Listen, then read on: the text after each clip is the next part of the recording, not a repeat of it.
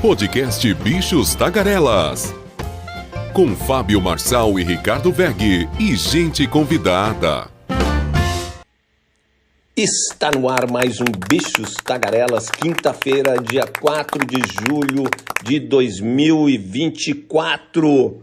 Lembrando que hoje, nesta quinta-feira, teremos às 20 horas uma live do Bichos Tagarelas e você vai conhecer pessoalmente Carlos Kaminski, Renato Rossi, Ricardo Weg, Fábio Marçal e o nosso professor do IDP e de Relações Internacionais, sabe tudo de relações internacionais, vai falar do Oriente Médio, eleições americanas, o nosso querido Robson Valdez. Mas os prefeitos do Rio Grande do Sul estão em Brasília cobrando liberação das verbas. Anunciaram as verbas, mas as verbas não estão chegando lá na ponta no Rio Grande do Sul. Gasto da Previdência, Saúde, BPC, vai a 1.230 bilhões de reais e é recorde. Também a safra, o dinheiro para a safra do agronegócio ultrapassará os 400 bilhões de reais e os pequenos agricultores terão créditos de 89 bilhões de reais. Os destaques internacionais, a nossa parceira Rádio ONU, o nosso correspondente em Nova York, Carlos Kaminski, o super comentário do Renato Rossi, nosso especialista na indústria automobilística. Bem, vamos começar a trabalhar. E vamos às principais manchetes do Brasil. Prefeitos do Sul vão a Brasília cobrar liberação de verba.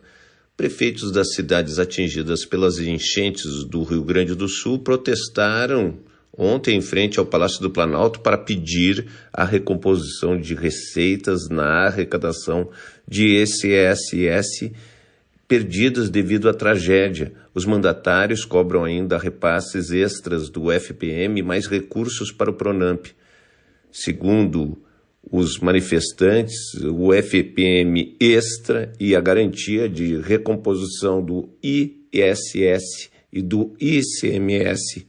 A projeção é de perda de 5 bilhões de reais. Hoje é de 2 bilhões de reais, segundo Marcelo Arruda, que é o presidente da FAMURS, que é a Federação das Associações de Municípios do Rio Grande do Sul. Então, o que a gente espera é celeridade no dinheiro, o dinheiro chegando na ponta, porque sem dinheiro essas prefeituras não vão apenas quebrar, vão parar o transporte escolar, os postos de saúde, as creches, e ninguém quer isso naquela tragédia que o Rio Grande do Sul levou e precisa agora do governo federal e também do governo estadual. E o governo apresentou um plano safra que cresceu 10%, oferece 400 bilhões de reais nesse plano safra para médios e grandes produtores, 10% então a mais.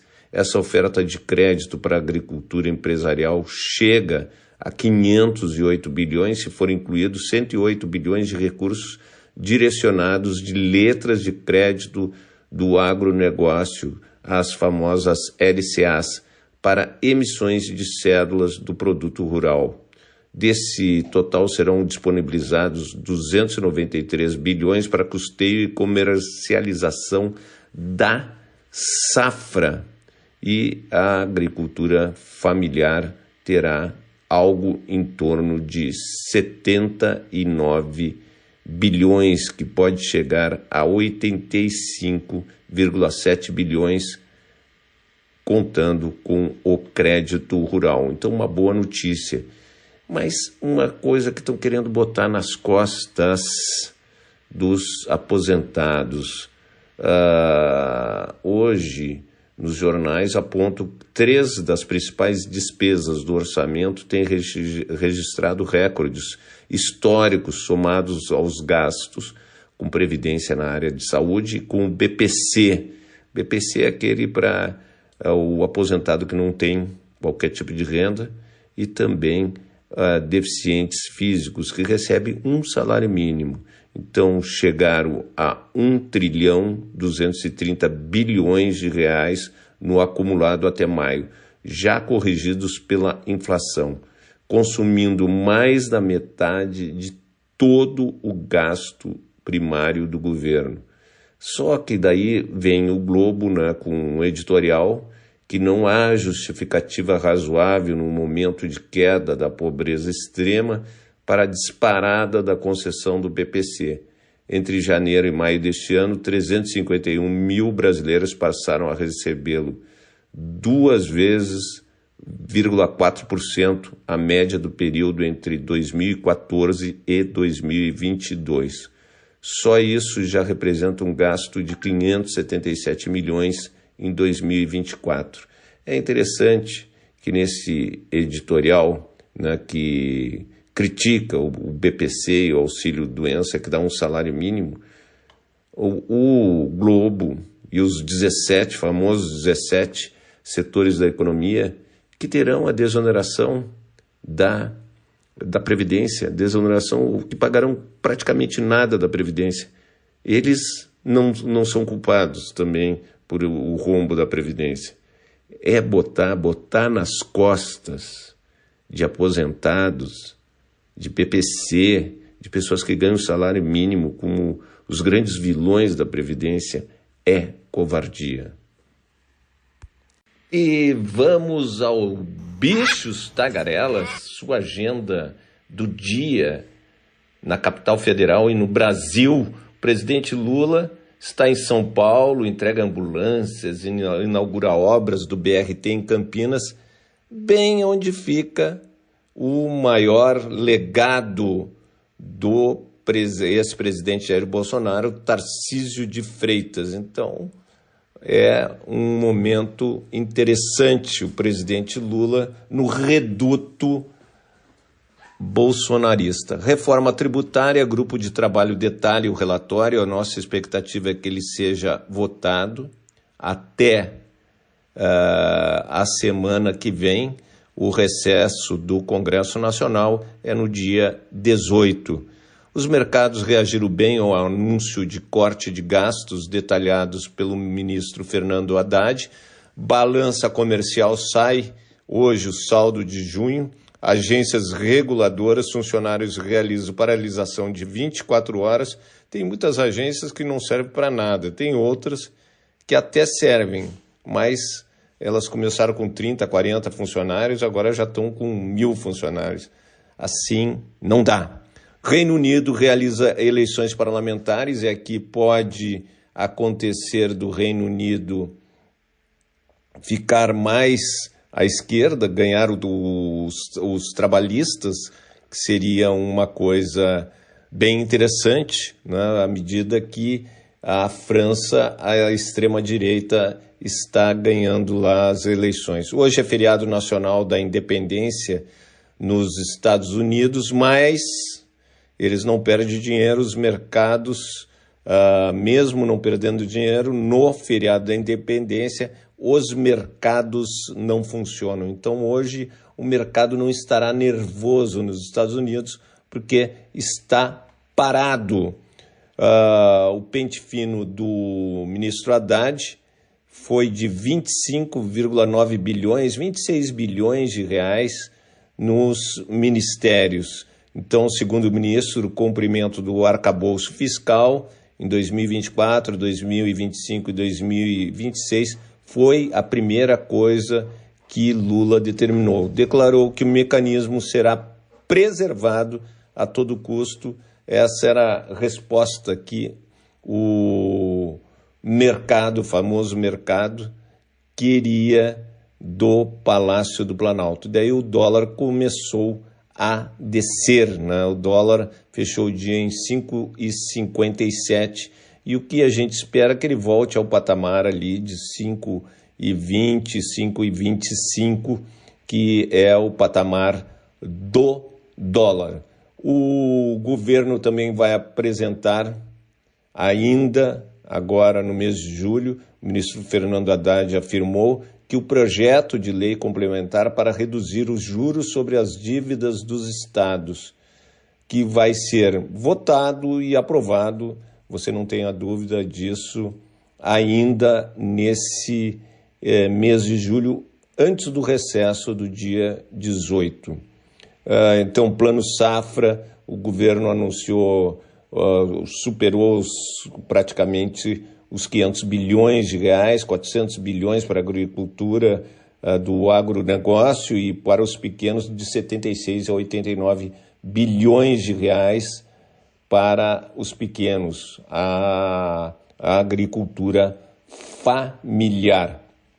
É importante colocar aqui que os carros elétricos, olha só, eles tiveram nesse primeiro semestre, carros elétricos basicamente são carros chineses. Ante o mesmo período do ano passado, eles estão há um ano aqui, praticamente no Brasil. Eles tiveram um aumento de vendas de 146%. Daí o Brasil vendeu 79.304 carros elétricos e híbridos até junho, contra 32 mil em junho de 2023. A União Europeia já está taxando os carros elétricos chineses porque eles estão tomando conta do mercado. Então, as tarifas provisórias lá na União Europeia para os carros chineses é de 17,4% a 3,81%, de 17% a 38%, digo. E o ministro do Comércio chinês, Wang Wentao, afirmou que o lado europeu continua a provocar disputas comerciais e sua abordagem é de puro protecionismo. Então, será que nós faremos a mesma coisa que a União Europeia ou não? E vamos às manchetes internacionais do mundo. New York Times: Israel mata alto comandante do Hezbollah que responde com foguetes. Washington Post: democratas passam a considerar Harris para a presidência da República. Clarim: governo Milei divulga expectativa de inflação anual de 130%. Meu Deus do céu. La Nación: América Latina se prepara para a chegada do Laninha, com previsão de clima extremo. Será que vai sobrar para o Rio Grande do Sul de novo? O País: Uruguai: conversas para isenção de visto a uruguaios avançam, diz embaixadora dos Estados Unidos. O Comércio: tribunal revoga acordo de colaboração com ex-executivo da Odebrecht. O País: Ministério Público inicia batalha no Supremo para a aplicação da anistia. Le Figaro: 30 mil agentes de segurança são mobilizados para a noite do segundo turno das eleições francesas. The Guardian: o que as diferentes possibilidades de resultados significariam para o Partido Trabalhista. Financial Times: bancos centrais europeus alertam sobre riscos para a economia da região. E o grupo Hezbollah afirmou ter disparado 100 foguetes contra alvos militares israelenses em resposta a um bombardeio que matou seu comandante sênior Mohammad Nasser.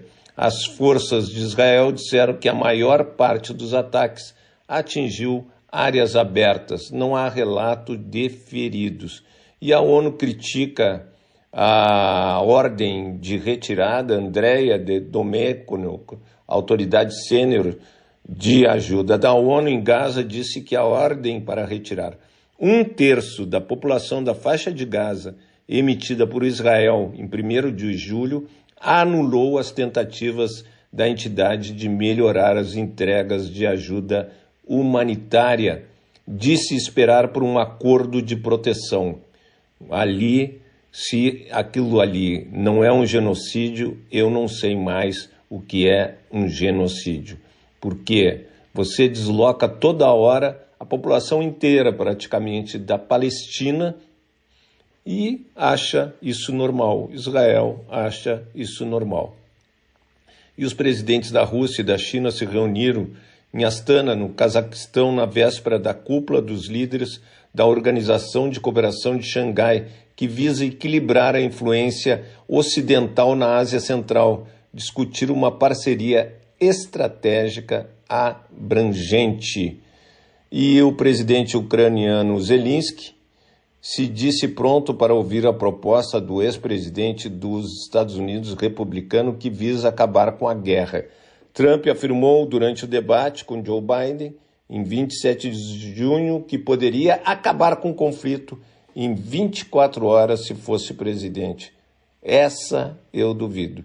O Reino Unido escolhe hoje os 650 deputados que vão compor a Casa dos Comuns, a Câmara Baixa do Parlamento, pelos próximos 5 anos.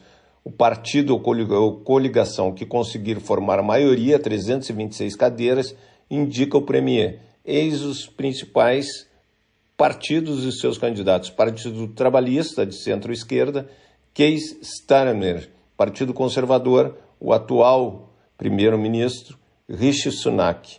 Então, esses são os principais ali. E nos Estados Unidos, o presidente democrata e sua equipe de campanha reconhecem a necessidade de comprovar sua aptidão para o cargo. Biden vem sofrendo pressão para desistir da corrida à Casa Branca desde o trágico debate contra Donald Trump. Então essas foram as notinhas internacionais. E vamos aos destaques da Rádio ONU.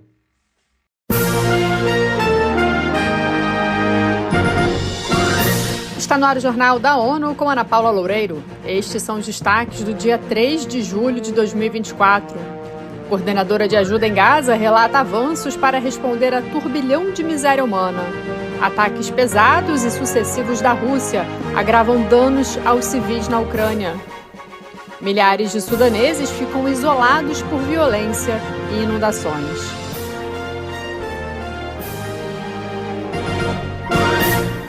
Em reunião do Conselho de Segurança, a coordenadora sênior de reconstrução e ajuda humanitária das Nações Unidas para Gaza, Sigrid Kaag, disse que os civis estão mergulhados em um abismo de sofrimento. Acompanhe com Felipe de Carvalho. Após a reunião, ela conversou com jornalistas e ressaltou que o mecanismo de aceleração da ajuda a Gaza está operacional, citando a Resolução 2720, que deu origem a seu mandato. Sigrid Kaag mencionou alguns avanços, como o estabelecimento de rotas adicionais de abastecimento. Nesse sentido, a coordenadora sênior destacou o corredor a partir da Jordânia, a rota marítima a partir do Chipre, a abertura das passagens de Ziquim e Erez, bem como a reabertura temporária do porto de Ashdod. Segundo ela, esses esforços foram muito importantes para permitir a chegada de ajuda no norte de Gaza. No entanto, o fechamento da passagem de Rafah, no sul, reduziu o volume da assistência. Da ONU News em Nova York, Felipe de Carvalho. Quando perguntada sobre compromissos assumidos por Israel, Sigrid Kaag disse que intenções são importantes, mas que o que importa são as mudanças em campo que podem ser vistas e medidas. O aumento dos ataques das Forças Armadas russas durante março, abril e maio causou extensas baixas civis e danos significativos a propriedades e infraestruturas na Ucrânia. O documento elaborado pela Missão de Monitoramento dos Direitos Humanos das Nações Unidas na Ucrânia detalha a situação dos direitos humanos entre 1º de março e 31 de maio de 2024. Entre as principais razões para os extensos danos civis, a missão identificou o uso de poderosas bombas e mísseis lançados pelo ar em áreas povoadas e pelo menos 5 casos de ataques sucessivos no mesmo local em um curto intervalo de tempo que causaram inúmeras baixas entre os socorristas. Milhões de pessoas foram forçadas a deixar o Sudão em meio à guerra civil que se espalha pelo país. Agentes humanitários da ONU relataram que mais de 55 mil pessoas fugiram da cidade de Sinja, ao sul da capital, Khartoum. Mayra Lopes tem mais informações. Para fornecer ajuda vital às pessoas forçadas a deixar o Sudão, O escritório do Alto Comissariado das Nações Unidas para Refugiados revisou seu apelo original de 1,4 bilhão de dólares para 1,5 bilhão de dólares. O chefe da comunicação global da agência disse que o financiamento ajudaria a proteger até 3,3 milhões de pessoas forçadas a fugir da violência e de condições de quase fome pelos próximos 6 meses. O representante do Acnur disse que não se trata apenas de fome, mas de violações brutais dos direitos humanos e de inundações este ano que devem ser as piores em muitos anos. Da ONU News em Nova York, Mayra Lopes. A guerra no Sudão começou há 14 meses, quando as Forças Armadas sudanesas e os paramilitares das Forças de Apoio Rápido entraram em confronto após tensões crescentes relacionadas à transição para um governo civil. O Fred é oficialmente o ciclone tropical que durou mais tempo. É o que revela uma investigação da Organização Meteorológica Mundial. Mais detalhes com Eleutério Gevani. Em 36 dias no status de tempestade tropical ao superior, o desastre afetou países do sul da África como Madagascar, Malau e Moçambique entre fevereiro e março de 2023. No período foram perdidas centenas de vidas, meios de subsistência e infraestrutura. O Fred supera o recorde do ciclone tropical John, que atingiu o Oceano Pacífico Norte em 1994 e se manteve no status de tempestade tropical ao superior durante 714 horas consecutivas ou 27,75 dias. Da ONU News em Nova York, Eleutério Gevani. A OMM destaca que, além de durar mais tempo, o Fred foi a segunda tempestade mais longa em termos de distância percorrida. Foram mais de 12 mil quilômetros, uma distância equivalente a quase 33% da circunferência da Terra.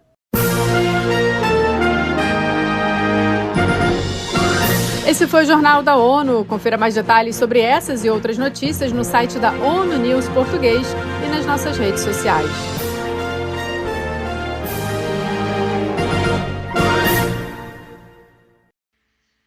E como é bom ouvir você, Carlos Kaminski, diretamente de Nova York. Olá, Ricardo Veg. Olá, Fábio Marçal. Olá, Renato Rossi, bichos, tagarelas. Aqui, Carlos Kaminski, de Nova York. E o presidente Biden enfrenta dúvidas dos democratas sobre sua reeleição agora em 2024. Biden se encontrará com democratas eleitos para tranquilizá-los após o debate. 1 em cada 3 democratas diz que Biden não deveria ficar na corrida presidencial. A vice-presidente Pelosi expressa preocupações sobre o desempenho do debate de Biden. 25 democratas da Câmara se preparam para chamar Biden para se afastar, diz um assessor democrata. Alguns democratas eleitos leais ao presidente Joe Biden levantaram novas questões nesta terça-feira sobre sua candidatura à reeleição de 2024.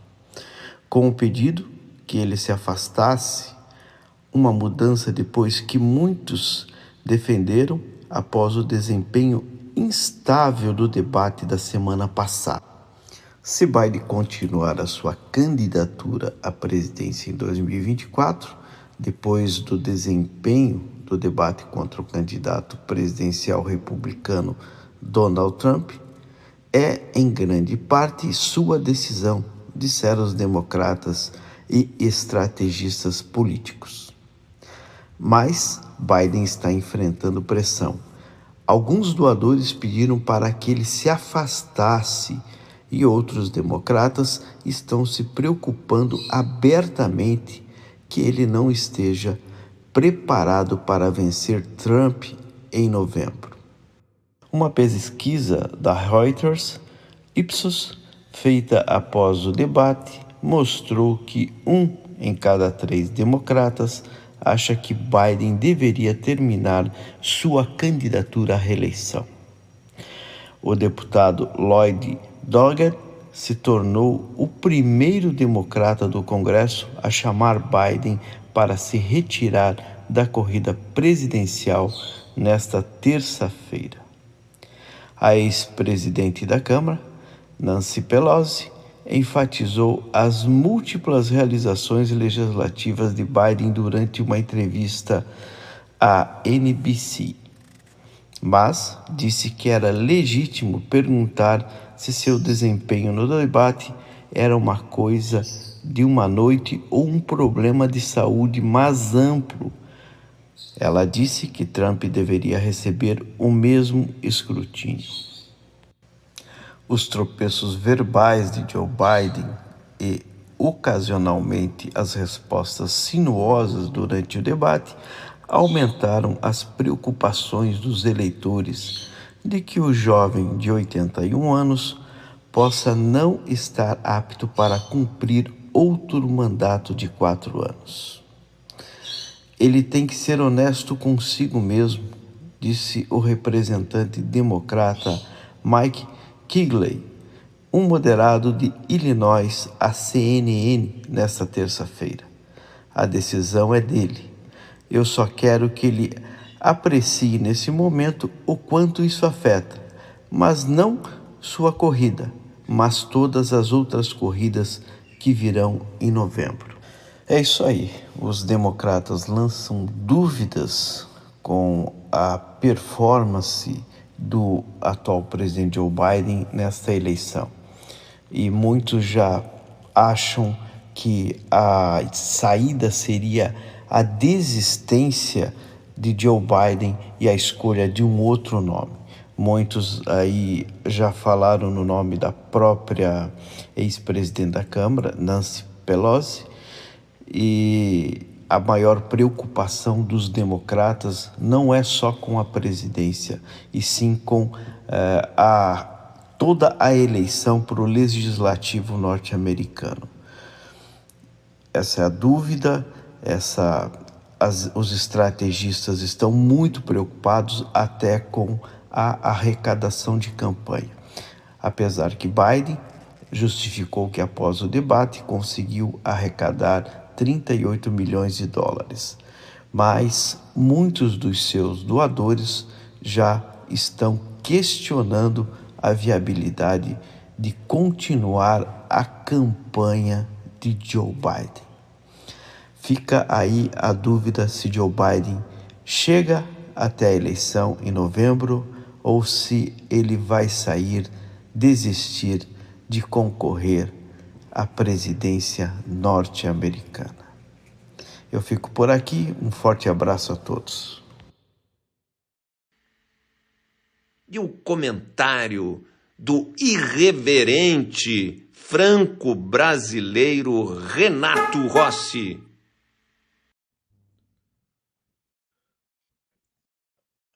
Alô, amigos de Bichos Tagarelas, é um prazer iniciar mais uma semana. Eu estou vendo que o Bicho Tagarelas está aí indo para a área do vídeo, muito legal.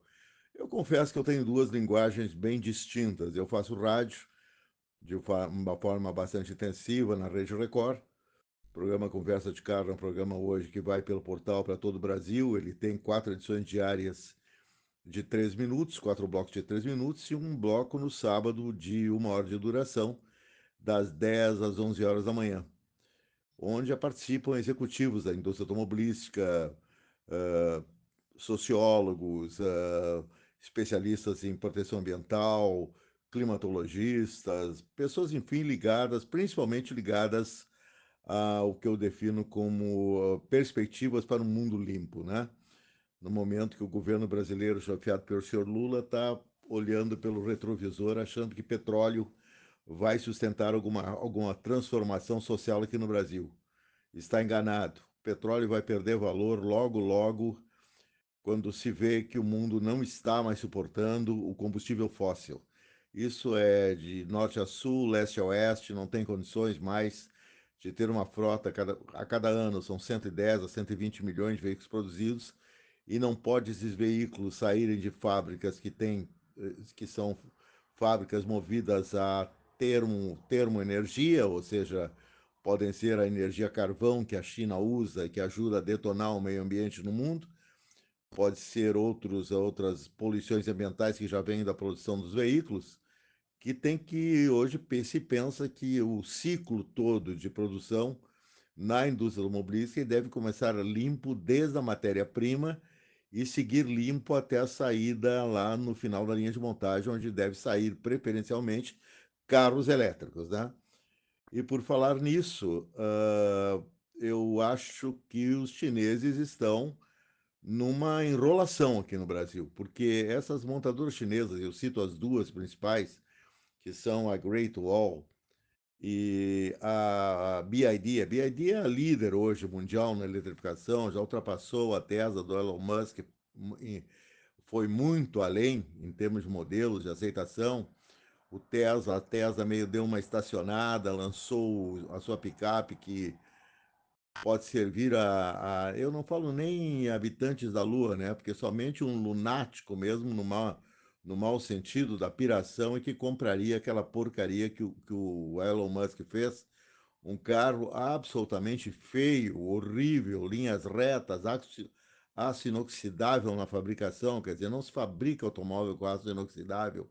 O aço inoxidável ele não amassa, ele quebra. Você imagina o impacto de uma porrada com um carro de aço inoxidável num outro carro, ou num poste, ou num objeto fixo. Esse material não tem condições de absorver a energia cinética. Ele não é um material que encolhe, é um material que ele fica rígido, ele quebra. Então, vai ser aí muitas mortes de quem bater com esse Cybertruck, né, que está sendo vendido para alguns otários brasileiros aí por, se não me engano, mais de 4 milhões de reais uma unidade de um. Não se trata de queimar o Elon Musk ou a Tesla. A Tesla faz bons carros, mas eu achei, jamais eu esperava ver um Cybertruck, uma coisa tão esquisita, tão feia, porque tem uma diferença entre um design criativo e um design feio. Tem carros que são até exóticos, mas são belos. Você consegue ver ali uma harmonia, você consegue ver no automóvel uma sensualidade nas linhas, coisa que a Cybertruck não tem. Se vocês já viram as fotos do Cybertruck e os vídeos, é impressionante. Ele parece uma. Não tem algo nada parecido. Mas o Elon Musk, ele quer chocar, né? Ele queria ser o mais original da indústria automobilística. Vai dar para os burros na água, como dizem nossos amigos portugueses. Eles falam os burros na água. Aquele português castiço que eles falam, né? Vão dar com os burros na água, porque a Tesla não está vendendo o Cybertruck como queria vender. Mas voltando aos chineses, eles chegaram no Brasil se intitulando Green Tech, montadoras de tecnologia verde. E agora já viraram para Brown Tech, né? Porque eu falei isso no meu comentário anterior, está com cor de gasolina estragada esse Green Tech, né? Então o Brown Tech é o marrom, não tem. Vão lançar agora, nos últimos 2 meses, eles fizeram, a BYD fez constantes viagens da China, de portos da China para portos do Brasil. Tiveram que vir ali, evidentemente, pelo canal do Panamá. Antes de chegar do Panamá, já levaram balas de todos os lados, que aqueles rebeldes hutis continuam atacando navios por lá. E chegaram, né? Chegaram a mais de 100 mil carros foram internados no Brasil. Reparem, eles queriam trazer esses carros antes do aumento para 18% de importação, que já está agora vigorando, né? Então, é um imposto paulado. Eles conseguiram trazer poucas semanas antes do aumento do imposto, que já ficou mais difícil para chineses vender carro aqui dentro. Mas essa chegada de 110, 120 mil carros, eles não deram nem o número exato para não chamar muita atenção. Claro que não passou desapercebida por ninguém, né? Nem pelo governo, nem pela Associação Nacional de Fabricantes de Veículos Automotores, a Anfávia, que está preocupadíssima com essa invasão de chineses, né? Porque os chineses tiveram essa licença de importar um número enorme de carros, em contrapartida pela produção local, pela produção que já inicia agora no segundo semestre da Great Wall Motor, né, GWM, e também da BYD. A BYD vai iniciar forte a sua produção no início de 2025. Pô, 2025 está logo aí na esquina, eles já estão até com os modelos instalados. Eles vão começar a fabricar aqui primeiro o Song, que é um SUV que está com uma vendagem excepcional no Brasil, e o Dolphin, que é um campeão de vendas. Os dois serão fabricados no Brasil. E não tem muita dificuldade não de produzir carro elétrico, né? Carro elétrico tem até 60% menos componentes do que um carro a combustão. Então, não dá para vir também com porrada em cima dos chineses, que eles vão reagir, né? Somente essas duas fábricas aí já botaram mais ou menos uns 7 bilhões de reais nos dois projetos, em Camaçari, da BYD, e em Iracemápolis, interior de São Paulo, da GWM. Mas os chineses se transformaram em Brown Tax aqui no Brasil, porque eles estão entregar, a GWM vai entregar 100% de carros híbridos, com motor 1.5, motores até maiores, híbridos plug-in, cuja autonomia do híbrido plug-in ela pode chegar a mais de 1.000 quilômetros com o uso do motor a combustão. Mas o problema é que o motor a combustão não estava no programa. O motor a combustão é um bônus, porque estava no programa os carros elétricos. Os chineses contribuindo para a descarbonização do ar poluído do mundo e também do Brasil. Não é isso que vai acontecer. Esses motores que equipam esses carros de última geração chineses poluem como um motor a combustão normal. É dióxido e monóxido de carbono na veia. E as duas marcas vão lançar híbrido. Esse Song, que eles vão fabricar no Brasil, que está fazendo um sucesso no mercado brasileiro, um SUV de porte médio que eu achei interessante, boa dirigibilidade, mas não excepcional. Ele também tem motor a combustão, também 1.5, e o motor elétrico, né? Agora chegou o BYD, também outro BYD, que é o King, o Rei, que é um sedã que eu fui ver ontem. Ontem teve a apresentação oficial aí em Porto Alegre, e é um carro bem interessante de design, ele vai muito na linha do... Eu achei até meio parecido com os novos modelos do Jetta, principalmente do Jetta GL, que é o esportivo, GLI. Mas é um carro de uma frente muito bonita e um interior que os chineses estão fazendo extremamente caprichado. Mas são os reis das telas, né? Tem uma tela ali de mais de 16 polegadas no painel, que é quase desproporcional a um sedã de 4 metros. Esse Seal tem mais ou menos 4,70 metros de comprimento. Não é um carro pequeno, não. Um entre-eixos de mais de 2,60 metros. Eu achei, mas 60. Eu achei bem espaçoso o interior e muito bonito o interior do carro. No capricho. O inimigo do King é o Corolla, né? O Corolla que está meio defasadão no design, mas o King é gozado. O King ele se apresenta mais marcante, mais impositivo nas fotos. Já visto ao vivo, as linhas se suavizam. Interessante. Tem carros que vão muito bem, fotografam muito bem e ao vivo já não são aquilo tudo que eles apresentam em fotografia. Por isso que ontem eu fui na revenda da BYD aqui em Porto Alegre. Foi uma revenda alagada que em 2 semanas a empresa reconstruiu a revenda, que a empresa IESA é um grupo poderoso econômico que pode fazer isso. Tem outras revendas, por exemplo, a revenda aqui de Porto Alegre ficou destruída e o cara não tem grana para consertar e não vai consertar. Ficou por lá mesmo, ficou tudo por isso mesmo. Essa aí já saiu do mercado. Bom, o que eu queria dizer é que toda essa produção que está chegando no Brasil, chegando 100 mil carros, mais de 100 mil carros da BYD, porque a BYD não, ela quer ser competitiva desde o início, ela quer inundar o mercado, acostumar o brasileiro ao conceito de elétrico e em seguida produzir aqui dentro do Brasil. É a estratégia dos caras.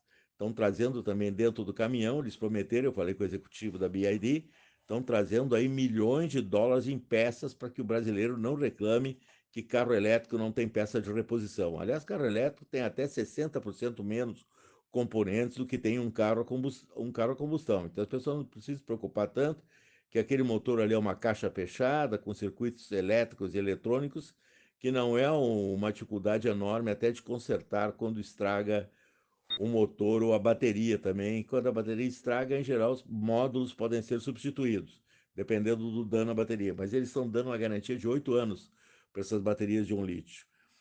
Então, essa aí é a grande novidade, né? Chinês internando 100 mil carros no Brasil, chineses na cabeça, mercado cada vez mais dominado pelos carros chineses, e do outro lado, o seu Márcio Lima Leite, da Anfávia, já pedindo imposto de 35%, antecipando o imposto em 2 anos, um imposto de 35% pauladona em cima de carro chinês.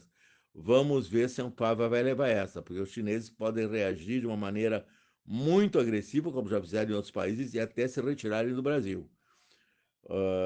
A Anfávia não pense que o Brasil é mercado assim prioritário para a BID. A BID tem mercados no mundo que são fundamentais para eles.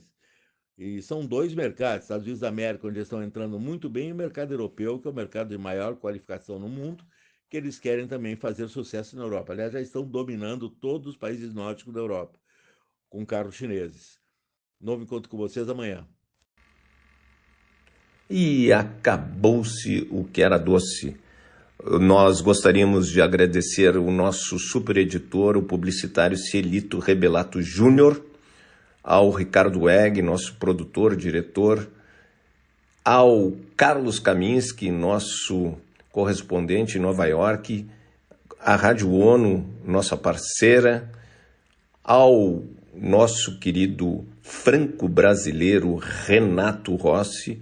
E lembrando a você, ouvinte, hoje, às 20 horas, teremos uma live para tratar dos principais assuntos do mundo e, sim, do Brasil. Obrigado pela audiência e voltamos nesta sexta-feira para o último programa, em áudio apenas, do Bichos Tagarelas.